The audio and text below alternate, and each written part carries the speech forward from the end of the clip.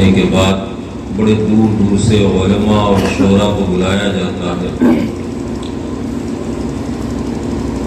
جو رات بھر جاگے، جنہوں نے رات بھر اس جلسے کو سنا، روپیہ پیسہ خرچ کیا، اپنا نرم گداگ بستر چھوڑا، اپنی قیمتی نیند کو چھوڑا، پوری رات جلسے میں بیٹھے، اسی جلسے والے میں سے کسی ایک شخص کو بلائیں اور پوچھیں کہ بھائی آپ کا جلسہ کیسا رہا، وہ بندہ ہنسی خوشی فرماتا ہے کہ جلسہ بہت کامیاب ہوا۔ اس سے پوچھو کیوں کامیاب ہو؟ بولا صبح تک جلسہ چلا۔ اچھا بھائی، مولانا نے کیسی تقریر کی؟ بہت اچھی تقریر کی، بہت نعرے لگوائے مولانا نے، کبھی کہا اچھل کے کہو سبحان اللہ، کبھی کہا مچل کے کہو سبحان اللہ۔ اسی بندے سے جب پوچھا کہ تم نے اس جلسے سے سبق کیا لیا، آخر مولانا نے تمہیں پیغام کیا دیا، تو سر کھجاتا ہوا یہی کہتا ہے یہ تو نہیں سمجھ میں آیا کہ مولانا نے پیغام کیا دیا، وہ جلسہ کامیاب ہو گیا۔ میرے بھائیوں کی جلسے کی کامیابی یہ نہیں ہوتی ہے کہ مجمع تحت نگاہ ہو تو جلسہ کامیاب ہے، مجمع کی کامیابی یہ نہیں کہ جلسے کی کامیابی یہ نہیں ہے کہ جلسہ صبح فجر تک چلے تو جلسہ کامیاب۔ جلسے کی کامیابی اس بنا پہ ہوتی ہے کہ اگر جلسے میں 10 لوگ بیٹھے ہیں، ان میں سے 2 نے بھی اگر علماء کی بتائی ہوئی باتوں پر عمل کر لیا تو جلسہ کامیاب۔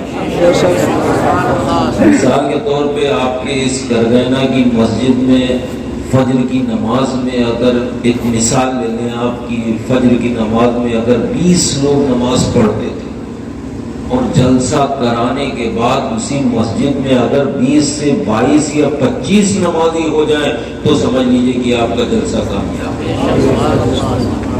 اگر اس مجمع میں کوئی شخص ایسا بیٹھا ہے جو بات بات میں مذاق میں جھوٹ بول دیا کرتا ہے اور وہ جلسہ سننے کے بعد اسی مجمع میں بیٹھے بیٹھے اللہ کو حاضر و ناظر جان کے توبہ کر دے اور یہ دل میں ارادہ کر لے کہ آج سے میں جھوٹ نہیں بولوں گا، تو آپ کا جلسہ کامیاب ہے۔ اگر کوئی شخص ایسا ہے جو اپنے والدین کو تکلیف پہنچاتا، ان کی خدمت نہیں کرتا، ان کی دیکھ بھال نہیں کرتا، جلسے میں آنے کے بعد علماء کے بیان کو سننے کے بعد اگر وہ اپنے ماں باپ کا خدمت گزار بن جائے تو سمجھ لیجئے کہ آپ کا جلسہ کامیاب ہے۔ جلسہ صرف نعروں سے کامیاب نہیں ہوتا ہے، جلسہ صرف بھیڑ سے کامیاب نہیں ہوتے۔ جلسہ کیا ہے؟ یہ مولانا نے مجھے ایک پمفلیٹ دیا ہے، یہ تحریک یہ چلا رہے ہیں، ایک تحریک فروغ امت، تحریک فروغ امت۔ یہ اس میں یہ چند باتیں ہیں جو آپ کی اصلاح کے لیے، آپ کے یہ معاشرے کے سدھار کے لیے مولانا کوشش کر رہے ہیں۔ میں ان کے لیے دعا کروں گا کہ اللہ تبارک و تعالیٰ انہیں کامیابی عطا فرمائے اور آپ لوگوں کو ان کے ساتھ جڑنے کی توفیق عطا فرمائے۔ یہ ضرورت ہے، یہ میاں نے مولانا نے آج قدم اٹھایا، ہمارے مخالفوں نے، ہمارے دشمنوں نے آج سے 100 سال پہلے یہ قدم اٹھایا تھا۔ 100 سال پہلے آج وہ کامیاب ہوئے۔ آپ نہیں سمجھ پائے میں کیا کہہ گیا۔ آج جن کی حکومت ہے، جو آج اس ہندوستان پر راج کر رہے ہیں، یہ ان کی 100 سال کی محنت ہے جو آج رنگ لائی ہے۔ ہمارا کیا ہے؟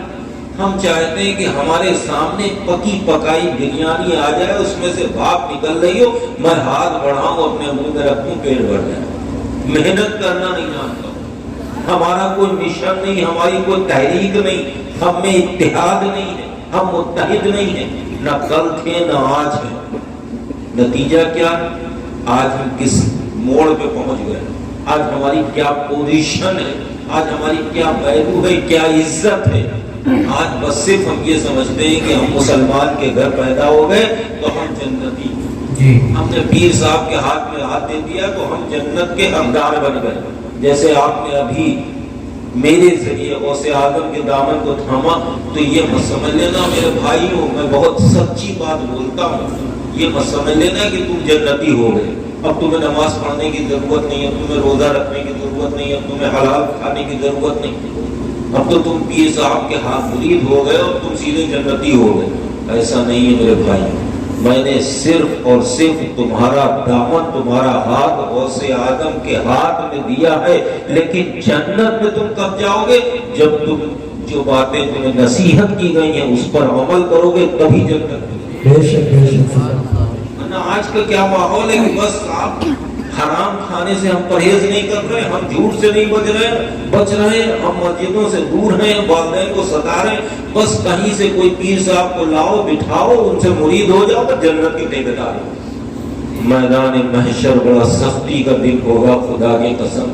آج ہم نے جنت کو تماشا کھیل سمجھ لیا، اتنا ہلکا سمجھ لیا۔ جنت اتنی ہلکی نہیں جتنی ہم نے اور ہمارے علماء نے تم تک پہنچائی۔ صرف باتوں سے جنت نہیں ملتی، اگر جنت اتنی سستی ہوتی تو نبی کا نواسا حسین پاک کرب و بلا کی دھرتی پر 18 سال کے جوان بیٹے کے لاشیں کو گھوڑوں سے روندا ہوا نہ دیکھتا۔ اگر جنت اتنی سستی ہوتی تو تمام ولیوں کے سردار غوث اعظم پوری رات ایک ایک ٹانگ پر کھڑے ہو کر قرآن کی تلاوت نہ کرتے۔ اگر جنت اتنی سستی ہوتی تو میرے خواجہ عرب کو چھوڑ کے کفرستان نہ آتے ہوئے۔ جنت اتنی سستی نہیں جتنی ہم نے اور آپ نے سمجھ لی کہ صاحب پیر صاحب کے ہاتھ میں مرید ہو گئے تو ہم جنتی ہو گئے، ہم 4 وقت کی نماز پڑھ لی ہم نے تو ہم جنتی ہو گئے، رمضان کے روزے رکھ لیے تو ہم جنتی ہو گئے۔ میرے بھائیوں، میدان محشر کا جو منظر ہوگا نفسی کا عالم ہوگا۔ حق تو یہ ہے کہ آج کچھ پیر صاحب جو کہتے ہیں کہ بس تم مرید ہو جاؤ جنت تمہارے باپ ہے، تو یہ تو پیر کی بات ہے۔ میدان محشر کا طرف علماء سے سنو اس کی سختی کا دن، کہ حق تو یہ ہے کہ پیروں کی تو کوئی گنتی نہیں ہوگی، جو نبی ہیں، اول بشر ہیں، جو سب سے پہلے اس دنیا میں نبی بن کے آئے، حضرت آدم علیہ نبینا، ان کے پاس لوگ پہنچیں گے کہ میری مدد فرمائیے، کیا فرمائیں گے؟ اذهبوا الی غیری، اذهبوا الی غیری، آج میں تمہاری کوئی مدد نہیں کر سکتا، کسی دوسرے کے پاس جاؤ۔ حضرت آدم سے ہٹیں گے، شیش کے پاس پہنچیں گے، موسیٰ کے پاس پہنچیں گے، حضرت زکریا کے پاس، حضرت ابراہیم و اسماعیل کے پاس، تمام نبیوں کے پاس جائیں گے۔ ہر نبی کی زبان پہ یہی جملہ ہوگا، اذهبوا الی غیری، آج میں تمہاری کوئی مدد نہیں کر سکتا۔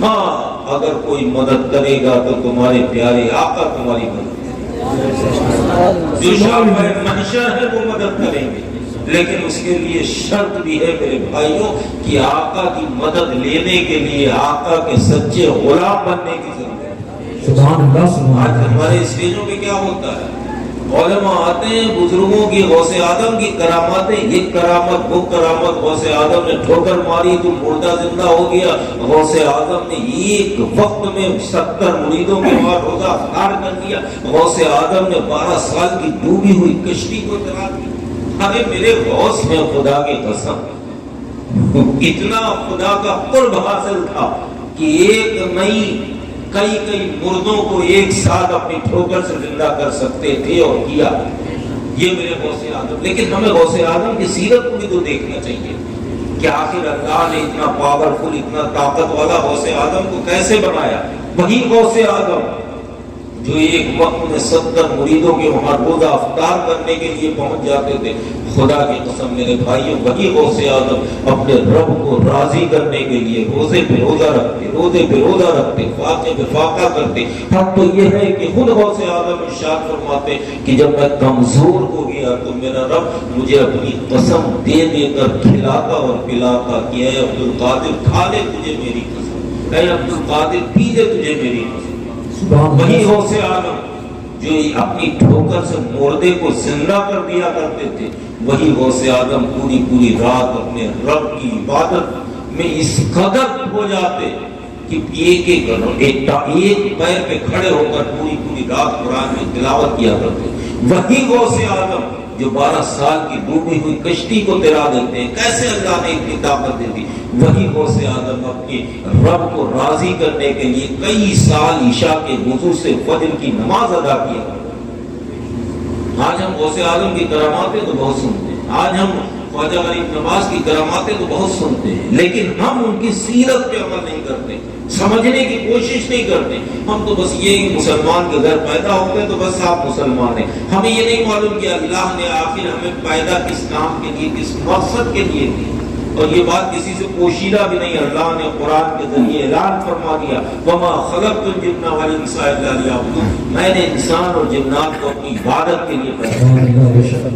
اور ہماری زندگی کا معمول دستور کیا ہو گیا؟ ہم کیسے اپنی زندگی گزار رہے ہیں؟ اتنے شرم کی بات ہے میرے بھائیوں کہ آج ہم شکل سے مسلمان معلوم ہوتے ہیں، نہ اپنی گفتگو سے، نہ کردار سے، نہ رفتار سے مسلمان معلوم ہوتے ہیں۔ بس سے مسلمان کے گھر پیدا ہو گئے، ہمارے گھر کی نیم پلیٹ پہ لکھا ہے محمد فلانے یا فلاں احمد، بس آپ مسلمان کا گھر ہے، مسلمان۔ تمہیں معلوم ہے یہ مذہب اسلام کو تم تک پہنچانے کے لیے ہمارے اسلاف نے، ہمارے بزرگوں نے کتنی قربانیاں دی، تب یہ مذہب اسلام تم تک پہنچا۔ ہم نے مذاق سمجھ لیا، نتیجہ کیا ہے؟ آج دنیا میں تم حقیر سمجھے جا رہے ہیں، دنیا تمہیں حقارت کی نظر سے، نفرت کی نظر سے، دشمن کی نظر سے دیکھ رہی ہے۔ اتنا پیارا مذہب، خدا کی قسم، جس کی میں نے خطبہ مسنونہ کے بعد جسے اپنی گفتگو کا میں نے موضوع بنایا، کتنا خوبصورت مذہب کہ جسے میرے پیارے رب نے پسند فرمایا۔ تمام مذاہب، تمام دھرم، تمام فرقے سب اللہ کے ہی بنائے ہوئے، اللہ کے ہی پیدا کیے ہوئے، لیکن اللہ نے مخصوص مذہب اسلام کو کیا۔ ان الدین عند اللہ الاسلام، بے شک اللہ کے نزدیک سب سے اچھا، سب سے پیارا، سب سے سوڑا مذہب اسلام۔ کیوں؟ اس لیے کہ مذہب اسلام اتنا خوبصورت مذہب ہے۔ آج دنیا مذہب اسلام کو مٹانے کی کوشش کر رہی ہے۔ پیارے آقا صلی اللہ علیہ وسلم کی شان میں گستاخی ہو رہی ہے، آپ نے دیکھا ہوگا۔ اس سے پہلے ابھی فرانس میں کیا ہوا، کارٹون بنایا، مذہب اسلام کی کیسی دھجیاں اڑانے کی لوگ کوشش کر رہے ہیں، قرآن جیسی مقدس کتاب کی بے حرمتی کر رہے ہیں۔ کیوں؟ اس کی وجہ کیا ہے؟ ارے مذہب اسلام نے کسے تکلیف پہنچائی؟ میرے آقا تو صرف مسلمانوں کے لیے رحمت نہیں، تمام عالم کے لیے رحمت بن کر اس دنیا میں آئے، پھر کسی کو میرے آقا سے تکلیف کیوں؟ اس کی وجہ کیا ہے؟ کبھی آپ نے جاننے کی کوشش کی؟ نہیں کوشش کی کہ آخر ہر ایک ہمارا دشمن کی، کسی بھی فرقے کو دیکھ لو، کسی بھی قوم کو دیکھ لو، سب آپس میں متحد ہیں، ایک ہیں مذہب اسلام کے خلاف۔ ان سب کا مشن یہی ہے کہ کیسے مذہب اسلام کو ڈاؤن کیا جائے، اسے کمزور کیا جائے۔ اس کی آخر وجہ کیا ہے؟ ارے میرے آقا خدا کے غضب، انہوں نے دشمنوں پر بھی ترس کھایا، میرے آقا کی شان میں لوگ گستاخیاں کر رہے ہیں، وجہ کیا ہے؟ آپ ذرا تاریخ کے اوراق کو پڑھتے کہ جب اللہ کی وحدانیت اور اپنی رسالت کا اعلان کرنے کے لیے میرے آقا صلی اللہ علیہ وسلم طائف کے میدان میں پہنچے تو طائف کے غنڈوں نے میرے آقا پر پتھروں کی بارش کر دی۔ حق تو یہ ہے کہ میرے آقا کا جسم لہو لہان ہو گیا، میرے آقا کے جسم سے خون کے فوارے چھوٹنے لگے، میرے آقا پر غشی تاری ہوئی، میرے آقا زمین پر آنے ہی والے تھے کہ حضرت زید بن حارثہ بھی آغوش میں لے لیتے اور عرض کرتے ہیں حبیبی یا رسول اللہ، ان طائف والوں کے حق میں آپ بددعا فرما دیجئے، کتنی تکلیف پہنچائی ہے انہوں نے، آپ کے جسم سے خون بہ رہا ہے۔ حضرت جبرائیل حاضر ہیں، عرض کرتے ہیں حبیبی یا رسول اللہ، یہ پہاڑ کا فرشتہ میرے ساتھ موجود ہے، اجازت طلب کر رہا ہے، اگر آپ اجازت دے دیں تو یہ دونوں پہاڑ آپس میں مل جائیں، سارے کے سارے طائف والے اسی میں پس جائیں۔ حضرت جبرائیل عرض کر رہے ہیں حبیبی یا رسول اللہ، اگر آپ اجازت دے دیں تو اس زمین کا فرشتہ موجود ہے، عرض کر رہا ہے کہ ایک مرتبہ آقا مجھے اجازت دے دیں تو میں اپنا سینہ کھول دوں اور سارے طائف والوں کو اپنے سینے میں دبوچ لوں۔ حضرت زید بن حارثہ اپنے آقا کے سرکار کے قدموں سے لپٹے ہوئے عرض کر رہے ہیں حبیبی یا رسول اللہ، ان کے حق میں بددعا فرما دیجئے۔ میرے آقا کے لبھائے مبارکہ جنبش کرتے ہیں، میرے آقا کے لب ہلتے ہیں، میرے آقا دعا کرتے ہیں اے پروردگارا ان طائف والوں کو ہدایت عطا فرما دے۔ غور کیجئے، حضرت زید عرض کرتے ہیں حبیبی یا رسول اللہ، انہوں نے کتنی تکلیف پہنچائی ہے، پتھر برسائے ہیں، آپ کے جسم سے خون بہ رہا، آپ کی نالے پاک خون سے تر ہو چکی ہے، پھر بھی آپ ان کے حق میں دعا کر رہے ہیں۔ میرے آقا ارشاد فرماتے ہیں زید جو میں جانتا ہوں وہ تم نہیں جانتے، جو میں دیکھ رہا ہوں وہ تم نہیں دیکھ رہے ہو. تمہیں دکھ رہا ہے کہ انہوں نے مجھ پر پتھروں کی بارش کی، مجھے پتھر مارے، لیکن میں دیکھ رہا ہوں کہ کل ان کی آنے والی نسلیں میرا کلمہ پڑھ کے مسلمان ہو جائیں. سبحان اللہ سبحان اللہ. نعرہ یہ تکبیر. میرے آقا صلی اللہ علیہ وسلم. پھر بھی لوگ میرے آقا کی شان میں گستاخی ہیں. اس کی وجہ کیا ہے؟ اس کی وجہ میرے بھائیوں صرف اور صرف یہ ہے کہ تمہیں جو مذہب ملا ہے، مذہب اسلام اتنا سوڑا ہے، اتنا اچھا ہے کہ تاریخ کے اوراق کو چھوڑو، اپنے ہاتھ میں موبائل لو، سوشل میڈیا پہ جاؤ، انٹرنیٹ پہ جاؤ، دیکھو گے کہ جو جتنا ہی بڑا اسلام کا دشمن تھا، گستاخ تھا، اس نے جب اسلام کو گہرائی سے پڑھا تو خدا کی قسم توبہ کر کے مسلمان ہو گیا. یہ اچھائی ہے مذہب اسلام کہ جیسے جیسے مذہب اسلام کو مٹانے کی کوشش کر رہے ہیں دنیا والے، ویسے مذہب اسلام پھلتا جا رہا ہے، پھولتا جا رہا ہے، پنپتا جا رہا ہے. کیوں؟ اس لیے کہ اس میں حقیقت ہے، سچائی ہے، لیکن ہم اسے سمجھنے کی کوشش ہی نہیں کرتے. ہم مذہب اسلام سے دور ہے، بس نام کے مسلمان. کبھی ہم پڑھنے کی کوشش نہیں کرتے، کبھی ہم مسجدوں سے دور ہیں، کبھی تو ہم قرآن سے دور ہیں. قرآن وہ مقدس کتاب خدا کی قسم جس میں ہر برائی کا حل موجود ہے، ہر مرض کے لیے شفا موجود ہے، ہر چیز موجود ہے، شروع دنیا سے آخر دنیا تک. ہم کبھی کھول کے دیکھتے نہیں ہیں صاحب. ہمارے تو بس ایک قرآن ایک پاک صاف کپڑے میں لپٹا ہوا تاخ پہ رکھا ہوا. ہم اس سے توفیق نہیں ہوتی کہ ہم اسے اٹھائیں، کھولیں، پڑھیں تاکہ ہمارے گھر میں بھی رحمت کے فرشتے نازل ہوں، اس کی آواز. ہم کب کھولتے ہیں؟ جب ہمارے گھر میں کوئی میت ہو جاتی، تیجے میں، 40ویں میں، برسی میں، اٹھایا، کھولا، تھوڑی دیر پڑھا، ویسے ہی پھر لپیٹ کر دیا. میرے بھائیوں، یہ قرآن تمہیں طاقوں میں سجانے کے لیے نہیں بلکہ دل میں بسانے کے لیے ملا. جس دن تم قرآن کو دل میں بسا لو گے، میرا یہ یقین ہے کامیابی تمہارا مقدر بن جائے گی. آخر آج تم کتنے ہو؟ دنیا کا ہے کوئی ایسا گوشہ، ایسا کوئی حصہ جہاں مسلمان نہ پایا جا رہا؟ پھر بھی تم ہر جگہ حقارت کی نظر سے لے کے جا رہے، نفرت کی نظر سے لے کے جا رہے. ایک تم وہی ہو خدا کی قسم کہ چند تھے، تھوڑے سے تھے، جس میدان میں پہنچ جاتے تھے کامیابی تمہارا مقدر بن جاتی. یہ ہندوستان، آج ہندوستان میں کتنے مسلمان؟ کروڑوں کی تعداد. ایک وقت وہ بھی تھا جب مسلمان نام کی یہاں کوئی چیز نہیں تھی. ایک اللہ کا برگزیدہ بندہ آیا، ایک اللہ کا نیک بندہ آیا، ایک اللہ کا ولی آیا، ایک اللہ کے نبی کا سچا چاہنے والا آیا. دل میں قرآن اور عشق نبی لے کر جس گلی سے گزر جاتا اور جس پر نظر ڈال دیتا وہ کلمہ پڑھ کے مسلمان ہو جاتا. یہ کوئی اور نہیں، تمہارے ہندوستان کے ہی خواجہ غریب نواز کی بات کرتا ہوں. کتنے مسلمان تھے خواجہ سے پہلے؟ نہیں تھے نا. 99 لاکھ کو کلمہ پڑھا ہے. آج ہم کتنوں کو کلمہ پڑھاتے ہیں؟ ہماری تو یہ پوزیشن، ہماری تو یہ حال ہے. کوئی ہمیں داڑھی اور ٹوپی دیکھ لے گا تو اپنے پاس بٹھانے کو تیار ہے. کوئی ہمیں آتنکوادی کہہ رہا، کوئی دہشت گرد. کیوں کہہ رہا؟ اس کی وجہ کیا ہے؟ کچھ تو کمی ہے ہمارے اندر، تبھی تو انسان کی ہمت ہوئی، جرأت ہوئی. ورنہ ہم تو وہ تھے خدا کی قسم کہ ہماری داڑھی اور ٹوپی دیکھ کے لوگ اپنے فیصلوں کے لیے آتے تھے. انہیں معلوم تھا یہ مسلمان ہے، کبھی جھوٹ نہیں بولے گا، اپنی امانتیں رکھا جاتے تھے. انہیں یقین تھا کہ یہ نبی کا کلمہ پڑھنے والا کبھی امانت میں خیانت نہیں کرے. آج ہماری کیا پوزیشن؟ آج ہماری مسجد سے پاک، مسجد سے اچھی کوئی جگہ ہے مسلمانوں کے لیے؟ نہیں. سب سے پاک، صاف، اچھی جگہ اگر کوئی ہے تو مسجد ہے. آج ہماری کیا پوزیشن ہے؟ ہم مسجدوں میں نماز پڑھنے کے لیے جاتے ہیں، سب سے پہلے اپنے جوتے چپل اتار کے اپنے ہاتھ میں پکڑ کے کوئی اچھی محفوظ جگہ رکھتے ہیں.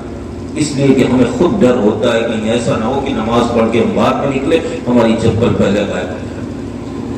بڑے شرم کی بات ہے. آج ہماری کیا پوزیشن؟ مسجدوں میں جو لوٹے ہوتے ہیں، جو آج ہماری مسجدوں کے لوٹے زنجیروں سے بندھے ہوئے، شرم کی بات ہے. یہ کون لے جائے گا؟ کوئی اور نہیں لے جائے گا، نمازی ہی تو لے جائے گا. میرے بھائیوں، ابھی بھی وقت ہے اپنے آپ کو بدل ڈالنا. تمہاری شان کچھ اور تھی اور تم نے اپنی پہچان کچھ اور بنا دی. یہ جلسے کرائے جاتے، کیوں کرائے جاتے؟ جلسے کرانے کا مقصد یہ جلسہ بھی ایک مدرسہ ہے. مدرسہ جس طرح ہم اپنے بچوں کو پڑھنے کے لیے مدرسوں میں، اسکولوں میں، کالجوں میں بھیجتے ہیں نا، دن کے اجالے میں، اسی لیے رات میں رکھا گیا ہے جلسہ کہ جو بڑے بوڑھے جو نہیں پڑھ پائے ہیں، مزدوری کے تحت پڑھ نہیں پائے ہیں، وہ کم سے کم جلسوں میں آ کے رات میں، عید رات کا مدرسہ ہوتا ہے جلسہ، یہ علماء سے سنیں اور جو ہمارے اندر برائیاں ہیں، کمیاں ہیں، انہیں دور کریں۔ آج ہماری کیا پوزیشن ہے، آپ کس طرح کون سی زندگی ہم لوگ جی رہے ہیں؟ مسلمان کبھی سر جھکا کے نہیں بلکہ ہمیشہ سر اٹھا کے جی رہا ہے۔ آج ہماری کیا پوزیشن؟ اس کی وجہ یہی ہے کہ مسجدوں سے آج ہمارے وہاں جھوٹ عام ہو گیا۔ آج شراب خوری، شراب نوشی، زنا اور دنیا کی تمام برائیاں، جن چیزوں سے میرے آقا صلی اللہ علیہ وسلم نے ہمیں روکا تھا، وہ چیزیں ہم میں عام ہو گئی، اور جن چیزوں کو کرنے کے لیے ہمیں حکم ملا تھا، ان چیزوں سے ہم دور ہو گئے۔ قرآن کی تعلیم ہمارے گھروں سے، قرآن کی تلاوت کی آوازیں دور ہو گئی، نہیں آتی۔ ہماری مسجدیں سونی پڑی ہیں، آباد ہوتی ہیں کب سے؟ جمعے والے دن۔ جمعے والے دن لگتا ہے کہ ہاں اتنے مسلمان ہیں، اتنی آبادی مسلمانوں کی، باقی وقتوں کی نمازوں میں کیا ہوتا ہے؟ مسجدیں سونی پڑی ہیں، غائب۔ اپنے والدین کو ہم تکلیفیں پہنچا رہے ہیں۔ والدین کا مرتبہ، خدا کی قسم، اگر والدین کا مرتبہ تمہیں معلوم ہو جائے تو اپنے ماں کے قدموں سے ہٹو گے، اس لیے کہ میرے آقا نے یہ نہیں متعدد مرتبہ اپنے والدین کے مرتبے کو بیان کر دیا۔ قرآن سے لے کے حدیث تک ماں باپ کے فرائض سے بھرے ہوئے ہیں۔ آپ ذرا غور کیجئے، میرے آقا صلی اللہ علیہ وسلم ایک مقام پر پیارے آقا صلی اللہ علیہ وسلم کا شان مقدسہ سے باہر تشریف لاتے ہیں، آنکھوں سے آنسو جاری ہیں۔ صحابہ نے دیکھا، تڑپ گئے، عرض کی حبیبی یا رسول اللہ، کس جن نے آپ کو رلا دیا؟ آپ کی آنکھوں سے آنسو جاری ہیں۔ میرے آقا ارشاد فرماتے ہیں، میرے غلاموں، آج مجھے میری ماں یاد آ گئی۔ اگر میری ماں آمنہ زندہ ہوتی اور میں وضو کر کے عشاء کی نماز کے لیے مصلی پہ پہنچ جاتا، میری ماں مجھے آواز دیتی بیٹا محمد، تو میں نماز چھوڑ دیتا، پہلے اپنی ماں کا کہنا سنتا۔ آج ہمارا کیا حال ہے؟ ہم گھر سے باہر نکل رہے، میری ماں مجھے آواز دے رہی، چلا رہی، چلانے تو بڑھیا کو، ہم اپنے دنیا کے خرافاتوں میں مبتلا۔ نتیجہ کیا ہے؟ آج ہمارے لیے دعائیں کرنے والا کوئی نہیں۔ وہ تمہاری ماں جس کے چہرے پر جھریاں پڑی ہوئی ہیں، آج ہم سے، پیر صاحب سے، مولانا صاحب سے ہاتھ چومنے کے لیے، پیر چومنے کے لیے، دعا کرانے کے لیے ایک کے اوپر ایک گرے پڑ رہے ہیں۔ کبھی توفیق ہوئی کہ اپنی ماں کے قدموں کو چوم کر اس سے کہا ہوتا ہے، میری ماں میرے حق میں دعا کر دے؟ خدا کی قسم، سارے پیروں کی دعائیں ایک طرف، تیری ماں کی دعا ایک طرف۔ اگر تیری ماں نے تیرے حق میں دعا کر دی تو اللہ تبارک و تعالیٰ اس دعا کو رائے گا نہیں جانے دے گا۔ تیری ماں کی دعا اللہ ایسے ہی قبول کرے گا جیسے کہ نبی کی دعا امت کے حق میں قبول ہوتی ہے۔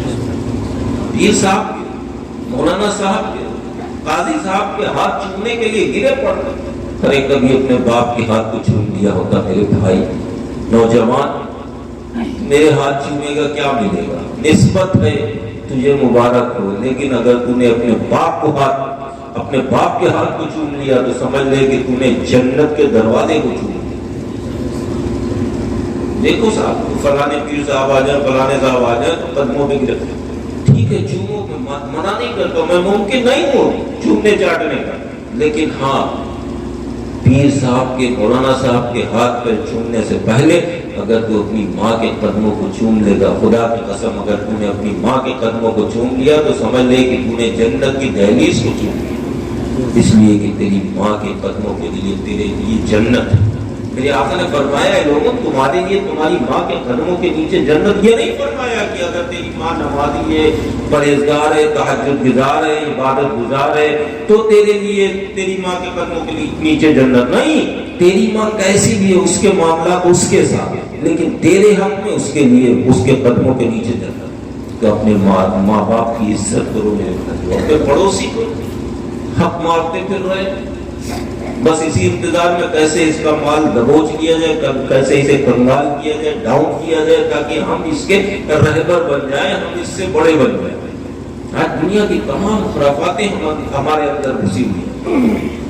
یہ مولانا نے ایک چیز دی ہے، اس میں بہت پیارا ایک گوشہ ہے اس میں کہ متحد ہو جائے۔ ہم کیسے متحد ہوں گے جب ہم گھر میں ایک نہیں ہیں، گاؤں میں ایک نہیں ہیں، تو ہم اجماعی طور پر کیسے متحد ہوگا؟ ابھی الیکشن آ رہا، پردھانی کا دیکھو، ہر گھر سے ایک پردھان کھڑا ہو، جیتنے کے لیے نہیں، ہرانے کے لیے، کہ ہم فلانے کو تو ہرا ہی سکتے ہیں۔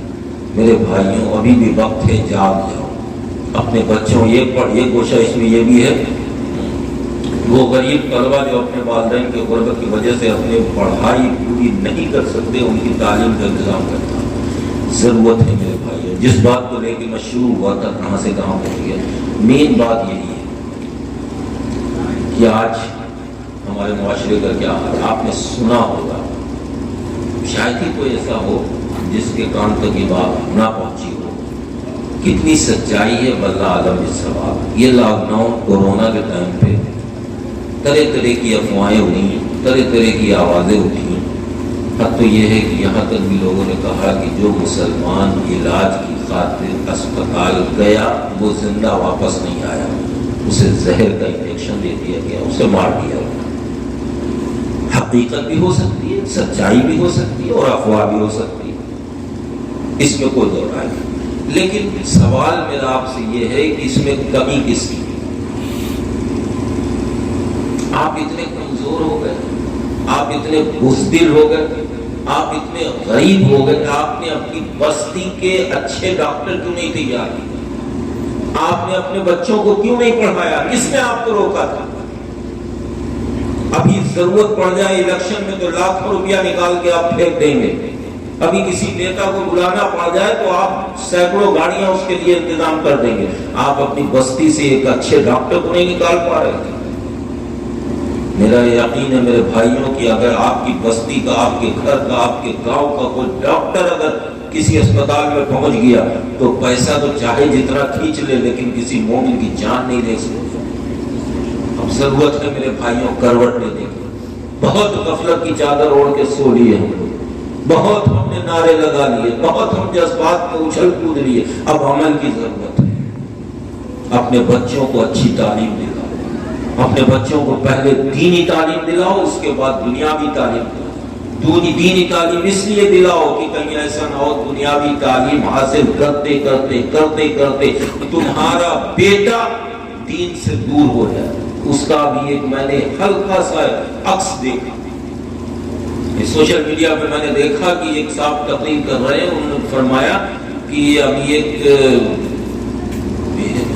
فلم انڈسٹری کا ایک ہیرو ہے وہ امیتابھ بچن، آپ لوگ بہت اچھی طریقے سے نام جانتے ہیں، صحابہ کے نام نہیں معلوم ہوں، پیغمبر کے نام نہیں معلوم ہوں، شہداء کے نام نہیں معلوم ہوں گے، لیکن فلم انڈسٹری کے ہیروز کے نام آپ لوگوں کو سب کو معلوم ہوگا۔ امیتابھ بچن، اس کا ایک شو آتا ہے وہ KBC کر کے، تو اس میں مسلمان کو بلایا جو کافی پڑھا لکھا تھا، انجینئر تھا غالباً، تو اسے بلایا، اس سے ایک سوال پوچھا، 4 آپشن رکھے اس کے سامنے، اس نے پوچھا، ایک امیتابھ نے غیر مسلم نے ایک مسلمان سے پوچھ رہا، کون پوچھ رہا؟ غیر مسلم، جس نے کلمہ نہیں پڑھا، جو اسلام کا نہیں ہے۔ کس سے پوچھ رہا؟ جو اسلام کا ہے، جس نے کلمہ پوچھا۔ اس نے کہا یہ بتائیے کہ اس میں سے کون نبی نہیں ہے؟ پہلا option A Adam, B Musa, C محمد عربی صلی اللہ علیہ وسلم، اور D یعنی چوتھا جبرائیل۔ غور کرو مسلمانوں، یہ کتنا ہلکا سا سوال ہے۔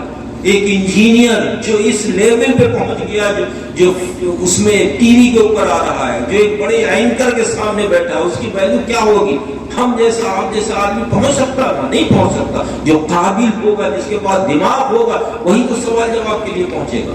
اتنا پڑھ گیا ہو، اتنا لکھ گیا، اس کے سامنے جو سوال پوچھا، خدا کی قسم سن کے آنکھوں سے آنسو جاری ہو گئے۔ یہ ہماری قوم کا حال ہے، یہ ہمارے سماج کا حال ہے۔ کیا کسی ایک عام بچے سے، ناظرہ بچے، پڑھنے والے بچے کو مدرسے بلا کے پوچھ لے تو وہ تک اس کا جواب دے دے گا۔ اس سے جب پوچھا گیا کہ اس میں سے کون نبی نہیں ہے تو وہ سوچتا رہا، کھجاتا رہا، اس کے بعد کہنے لگا B موسیٰ نبی نہیں۔ معاذ اللہ۔ غور کرو مسلمانوں، یہ خدا کی قسم رویا رویا روئے گا آپ کا اگر اس پہ آپ غور کریں گے۔ آج یہ ہماری قوم، یہ مسلمان کا حال ہے جو دنیاوی تعلیم حاصل کرتے کرتے اپنا دین بھول گیا، مذہب بھول گیا۔ حضرت موسیٰ نبینا جیسا پیغمبر، اور وہ کہہ رہا ہے یہ نبی نہیں۔ تو اس غیر مسلم نے، نان مسلم نے، اس شخص نے کہا کہ آپ کا سوال جواب غلط ہے، موسیٰ نبی ہیں، اور موسیٰ جو اس میں نبی نہیں ہے وہ نام ہے جبرائیل کا، وہ ایز اے میسنجر ہے، وہ فرشتہ ہے۔ خدا کے قسم یہ حال ہے کہ ہم دین دنیا حاصل کرنے گئے تو دین ہاتھ سے چھوڑ گئے۔ میرے بھائیوں، اپنے بچوں کو پہلے دینی تعلیم دلاؤ، اس کے بعد دنیاوی تعلیم دلاؤ۔ تمہارا بیٹا کم سے کم جائز ناجائز حرام حلال میں فرق محسوس کر سکے، اور دنیا کی تعلیم وہ دلاؤ کہ جب ضرورت پڑے ہمیں اپنے بیٹے کی، اپنے گھر والوں کے علاج کی، تو ہمیں کسی غیر کے سامنے نہیں جانا پڑے، بلکہ ہمارا ہی بھائی ہمارے گھر والے کا علاج کرتا ہوا نظر آئے۔ ضرورت پڑے ہمیں کورٹ میں جانے کی تو ہمارا ہی بھائی ہمارا مقدمہ، اور ضرورت تو اس بات کی ہے کہ اپنے بچوں کو، اپنے لڑکوں کو ایسا تیار کرو، زیادہ سے زیادہ انہیں پولیس میں بھرتی کرو۔ یہ ضرورت ہے، کمزوری ہے ہماری۔ ہم نے صرف کھوکھلے وعدے کیے، ہم نے صرف کھوکھلی جلسے کیے، عمل نہیں کیا۔ اب عمل کی ضرورت ہے میرے بھائی۔ اپنے معاشرے میں، اپنے سماج میں سدھار پیدا کرو اگر چاہتے ہو، ورنہ ہمارے مخالف نے، ہمارے دشمن نے ہماری تصویر بنا کے دیوار پہ چسپا کی ہے کہ ہماری جب نسلیں اسے دیکھیں گی تو ہمیں کوسیں گی کہ ہمارے بڑوں نے، ہمارے بزرگوں نے، ہمارے والدین نے ہمارے لیے کچھ کیے نہیں۔ ہمیں تو رونا اس بات کا آتا ہے کہ یہ بھولا مسلمان، جسے میرے آقا نے فرمایا کہ یہ بھولی بھیڑیں ہیں، یہ ابھی بھی سب بھولے، انہیں جیسا گھما دیا جاتا ہے ویسے گھوم جاتے ہیں۔ لوگوں نے کہہ دیا کہ کیا کرو گے پڑھ لکھ کے، تمہیں نوکری تو ملنا نہیں۔ کیوں نہیں ملے گی بھائی؟ پہلے پڑھ کے تو لکھا۔ آپ نے دیکھا ہوگا آج سے کچھ سال پہلے اسی ہندوستان کا سب سے وی آئی پی آدمی اگر کوئی تھا تو وہ مسلمان تھا، جسے دنیا اے پی جے عبد الکلام کے نام سے جانا۔ اس کا عقیدہ الگ، ہمارا عقیدہ الگ، لیکن نام کا تو مسلمان تھا۔ دی حکومت نے اسے نوکری کی نہیں، سر پہ بٹھایا کہ نہیں، اپنی آنکھوں پہ سجایا کہ نہیں سجایا، اور کس نے سجایا، کس نے بٹھایا؟ وہ جو مسلمانوں کے سب سے بڑے دشمن اسی گورنمنٹ نے بنایا تھا۔ کیوں بنایا تھا؟ اس لیے کہ ان کے پاس علم تھا، تعلیم تھی، دنیا کی چھٹی تھی کرنے میں۔ پانچ ہم صاحب پڑھاتے لکھاتے تو ہے نہیں، بس شکوہ یہ ہے کہ مسلمانوں کو نوکری کم ملتی۔ اب جب پڑھاؤ گے نہیں تو نوکری کے خواب ملے گی۔ تم اچھی تعلیم دلاؤ، دیکھو خود نوکری چل کے تمہارے دروازے پہ آئے گی۔ ضرورت ہے اپنے سماج میں، اپنے معاشرے میں بدلاؤ۔ تم نے جیسے زندگی گزاری ہے، تم بخوبی جانتے ہو کہ تم نے اپنی زندگی کیسے گزاری۔ اپنے بچوں کی زندگیاں مت برباد کرو، یہ مستقبل ہے تمہارا، تمہارا ہی مستقبل نہیں بلکہ پوری قوم کا مستقبل ہے، بلکہ یوں سمجھ لو کہ پورے ملک کا مستقبل ہے۔ یہی کل بڑے ہوں گے۔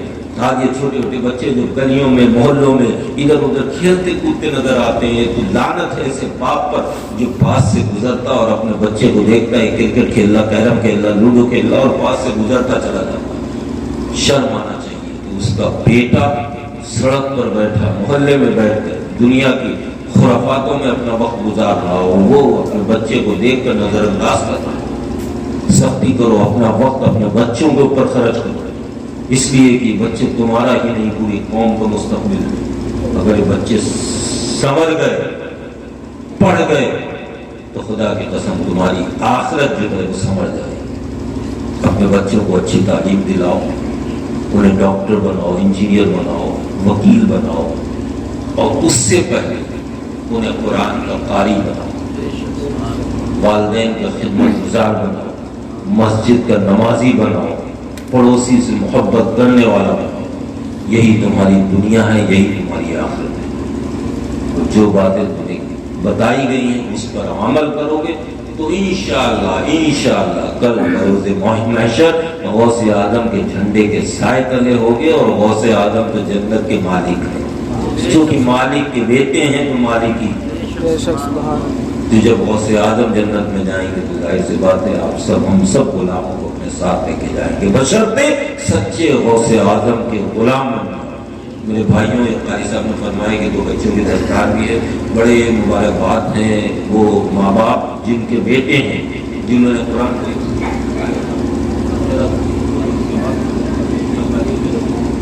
اللہ تعالیٰ انہیں قرآن حفظ کرنے کی توفیق عطا فرمائے، پیارے آقا صلی اللہ علیہ وسلم کے علم دین کو عام کرنے کی توفیق عطا فرمائے، اور ساتھ ہی ساتھ یہ جو تحریک ہے فروغ امت، اس میں بھی دعا کرتا ہوں اللہ تبارک و تعالیٰ اسے دن بدن عروج کی منزلیں عطا فرمائے اور اس پر عمل کی توفیق عطا فرمائے۔ میرے بھائیوں، ضرورت ہے، میں کچھ کڑوی باتیں بول جاتا ہوں، کیا کروں، اس ماحول میں جب اس طرح کی باتیں سنتا ہوں تو دل خون کے آنسو ہوتا ہے، لیکن یہ مجبوریاں ہیں، کمیاں ہیں، ہم نے تو گزار لی، جھیل لی، لیکن آنے والا وقت ہمارے لیے بہت زیادہ خطرناک ہے، اس کی ہمیں ابھی سے تیاری کرنی ہے۔ آج جو حکومت پہ رائج ہیں، جو ستہ پہ ہیں، جو راج کر رہے ہیں، ان کی آج کی محنت نہیں ہے، 100 سال کی محنت ہے، آج رنگ لائی ہے۔ ہم بھی اگر ایسے ہی محنت کریں گے تو ہم بھی کامیاب ہو جائیں گے، اس لیے کہ اتنا پیارا قسمت سے اتنا پیارا مذہب ملا، اتنا پیارا نبی ملا، اتنا پیارا دین ملا کہ ہمیں تو کچھ کرنے کی ضرورت نہیں، بس ہم عمل کر لیں گے تو کامیابی ہمارا مقدر بن جائے گی۔ ہم اگر سچے مسلمان بن جائیں گے، مسجدوں کے نمازی بن جائیں گے، ماں باپ کی خدمت گزار بن جائیں گے، تو ہم کسی میدان میں کھڑے ہو کر اپنے ہاتھوں کو اٹھا کر اپنے رب سے دعا کر دیں گے، تو میرا یقین ہے، میرا وجدان ہے، میرا یقین ہے کہ اللہ ہماری مدد کے لیے آسمان سے رجال الغیب کو بھیجے گا، فرشتوں کو بھیجے گا اور ہماری مدد فرمائے گا، اور ہر موقع پہ اللہ نے مسلمانوں کی مدد فرمائی، بشرطے ہمیں سچا مسلمان بننے کی ضرورت ہے۔ اس کے لیے ہمیں قرآن کا قاری بننا پڑے گا، ہمیں قرآن کو پڑھنا پڑے گا، ہمیں نمازوں کی پابندی کرنی ہوگی، ہمیں جھوٹ سے بچنا ہوگا، ہمیں شراب سے بچنا ہوگا، ہمیں چوری سے بچنا ہوگا، ہمیں دوسروں کی مدد کرنی ہوگی، ہمیں اپنے بچوں کو اچھی تعلیم دلا کر انہیں سجانا ہے، سنوارنا ہے، تاکہ کل وہ ہمارے لیے کچھ بن سکے۔ یہ جو چھوٹے چھوٹے بچے جنہیں ہم نظر انداز کر دیتے ہیں، میرے بھائیوں، ان پر وقت خرچ کرنے کی ضرورت ہے، اور جیسا کہ مولانا کی اس تحریک میں ہے کہ بہت سے ایسے بچے، آج کل پڑھائی بہت مہنگی ہو گئی ہے، ہر ایک اپنے بچوں کو نہیں پڑھا سکتا، ہر ایک اپنے بچے کو اچھے سے کانوینٹ اسکول میں یا اچھے انگلش میڈیم اسکول میں، مشنری اسکول میں نہیں پڑھا سکتا، اس لیے کہ اتنی مہنگی فیس ہے۔ میرے بھائیوں، تو آپ کا یہ فرض بنتا ہے، ابھی جلسہ کرانے کے لیے آپ سے کہا جائے فلانے شاعر کو بلا لو، تو 10 منٹ نہیں لگیں گے، صاحب 50,000 والا شاعر اسد اقبال آپ کے جلسے کے لیے طے ہو جائے گا۔ ایک کھڑا ہوگا بھائی 5,000 حمایتوں سے، دوسرا کھڑا ہوگا 2,000 حمایتوں سے، تیسرا کھڑا ہوگا 10,000 50,000 کا انتظام ہو جائے گا۔ آپ جب شادی کیا کرتے ہیں تو میں نے دیکھا اکثر جانا ہوتا ہے کہ لوگ لاکھوں روپیہ آتش بازی میں خرچ کر دیتے ہیں، لائٹنگ میں خرچ کر دیتے ہیں، ٹینٹ ڈیکوریشن میں خرچ کر دیتے ہیں۔ میرے بھائیوں، اگر پیسہ خرچ کرنے کا ایسا ہی شوق ہے تو دیکھو کہ تمہاری بستی میں، تمہارے گاؤں میں کوئی ایسا لڑکا ہے جو ذہن کا تیز ہو، جو پڑھنا چاہ رہا ہو، لیکن غربت اس کا پیر کھینچ رہی ہو کہ ہم تجھے آگے نہیں بڑھنے دیں گے۔ جاؤ اس کے باپ کو گلے سے لگاؤ، اس سے کہو کہ بھائی تمہیں پریشان ہونے کی ضرورت نہیں، تمہارا بچہ اگر پڑھنا چاہ رہا ہے تو اپنے بچے کو پڑھاؤ، اس کی پڑھائی کا انتظام ہم سب لوگ مل کر کریں گے۔ پوری بستی کے لوگ مل کے ایک بچے کو ڈاکٹر نہیں بنا سکتے، پوری بستی کے لوگ مل کے ایک بچے کو انجینئر نہیں بنا سکتے، پوری بستی کے لوگ مل کے ایک بچے کو وکیل نہیں بنا سکتے۔ جس طرح آپ منٹوں میں، گھنٹوں میں ایک جلسے کو سجانے کا انتظام کر لیتے ہو، اسی طرح آپ سب لوگ متحد ہو کر اپنے اپنے پیسے سے، حلال کمائی سے اس بچے کی اگر فیس جمع کر دیں گے، اس بچے کا داخلہ کرا دیں گے، اس بچے کا اگر خرچ اٹھا لیں گے، تو خدا کی قسم وہ بچہ خوش ہو جائے گا اور آپ کا رب آپ سے خوش ہو جائے گا۔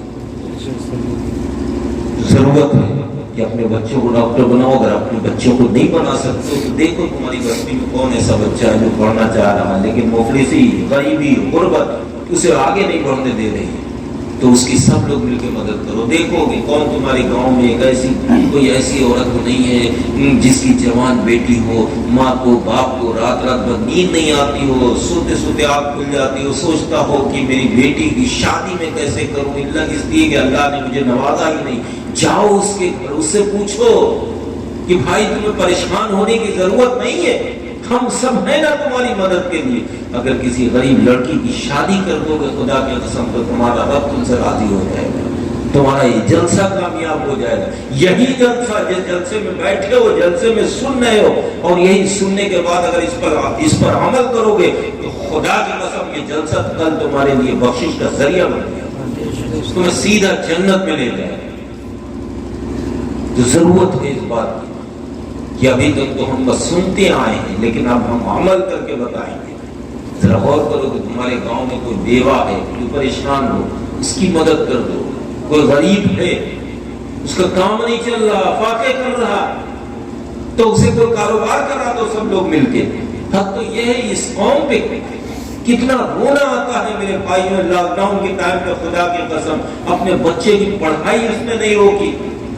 کسی مسلمان نے اپنے بچے کی پڑھائی کی فیس، اپنے ٹیوٹر کی فیس 10-10 ہزار 20-20 ہزار روپے مہینہ دیتا رہا، خود کا کاروبار بند لیکن اس کی فیس پہنچاتا رہا۔ لیکن اگر اس کی جیب سے نہ نکلا تو صرف امام کی تنخواہ نہ نکلا۔ اس قوم کا کیا ہوگا جو قوم مل کے امام کو 2-4 مہینے بٹھا کے تنخواہ نہ دے پائے؟ اتنا افسوس، اتنا غصہ آتا ہے خدا کی قسم۔ اللہ ہی خیر کرے۔ ان پر عذاب نہیں نازل ہوگا تو کس پر ہوگا؟ 2 مہینے کے لیے مسجدوں میں لوگوں کو آنے سے روک دیا گیا، 5 لوگ 4 لوگ نماز پڑھنے کی اجازت، تو مسجدوں کے اماموں کی چھٹی کر دی۔ لعنت ہے ایسی قوم پر، لعنت ہے ایسی آبادی پر جو یہ سب لوگ پورے گاؤں والے مل کے ایک امام کی تنخواہ نہ دے پائے۔ بہت سے دیکھا سوشل میڈیا پہ کسی امام نے خودکشی کر لی، کسی امام نے پھانسی لگا لی، کوئی امام زہر کھا کے مر گیا اپنے بیوی بچوں کے ساتھ۔ کیوں؟ اس لیے کہ وہ امام تھا، ایک عزت دار آدمی تھا، کسی کے سامنے ہاتھ نہیں پھیلا سکتا تھا، اب پڑھا لکھا، اسے معلوم تھا کہ ایسی موت حرام موت ہے، ہمارا کیا ہوگا، لیکن پھر بھی اس نے سماج سے بچنے کے لیے ایسی گندی حرکت کی۔ اس کا ذمہ دار کون ہے؟ اس کے ذمہ دار آپ ہیں، اس کے ذمہ دار وہ لوگ ہیں جنہوں نے اس مسجد سے اسے برخاست کیا، اس کی تنخواہ روکی۔ غور کرو مسلمانوں، کیا چلاتے پھرتے کہ ہم پر ظلم ہو رہا ہے، ظالم بادشاہ ہم پر مسلط کر دیا گیا، یہ عذاب الہی ہے۔ اپنی حرکتوں کو نہیں دیکھ رہے ہیں کہ ہماری حرکتیں کیسی، کیا ہم 2 مہینے 4 مہینے اپنے امام کو بٹھا کے تنخواہ نہیں دے پا رہے کہ بھائی امام صاحب جیسے ہم لوگ کھائیں گے ویسے تو آپ کو بھی کھلائیں گے، آپ پریشان مت ہونا، آپ کی تنخواہ پوری ملے گی، آپ نماز پڑھاؤ یا نہیں۔ تو امام کو یہ حرکت کرنے کی ضرورت نہ پڑتی۔ افسوس ہوتا ہے، یا افسوس ہوتا ہے۔ معاف کیجیے گا، میں نے آپ لوگوں کا ٹائم بہت لے لیا۔ ٹائم میں بس آپ سے 2 باتیں، اس جلد سے جانے کے بعد اپنے تمام گناہوں سے توبہ کیجیے، اللہ کی بارگاہ میں گڑ گڑائیے، روئیے کہ جو مجھ سے غلطیاں ہوئی اللہ مجھے معاف کرے۔ آج سے میں نمازوں کی پابندی کروں گا، اپنے والدین کی خدمت کروں گا، اپنے پڑوسیوں کا خیال رکھوں گا، اپنے علماء کی صحبت اختیار کروں گا اور کھڑے ہو کر صلاۃ و سلام پڑھوں گا۔